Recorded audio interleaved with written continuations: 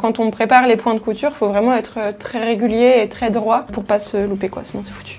Salut, brièvement, c'est Romane, je suis artisan en sellerie maroquinerie et aujourd'hui on est dans mon atelier pour découvrir mon métier. On va faire un porte-carte, vraiment fabriqué à la main et cousu au point sellier. J'ai toujours voulu travailler de mes mains et l'avantage du cuir c'est que ça demande peu d'outils, enfin au départ en tout cas, et des outils qui tiennent grosso modo tous dans ma caisse à outils, donc ils sont facilement transportables. Et donc j'ai gratté le cuir ici pour que le collage tienne mieux. Ça va juste être en pré-couture pour qu'ensuite quand on coud, il n'y ait pas les deux pièces qui bougent l'une par rapport à l'autre. Ça c'est du fil de lin que j'ai poissé dans de la cire d'abeille.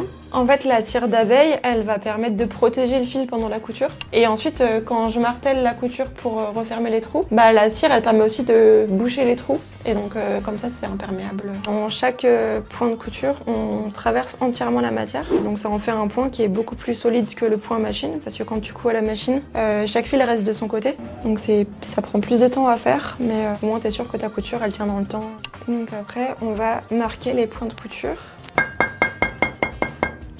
Ça c'est juste pour marteler la couture, ça permet de refermer les trous. Après pour terminer les tranches, moi j'utilise ça parce que j'aime bien. C'est un poste à fileter et en fait dessus on peut visser différents embouts. Je vais mettre l'embout qui permet de faire une petite rainure sur le long de la tranche et qui permet aussi d'aplatir la tranche. Du coup on a une grande poche au milieu et deux visites de chaque côté.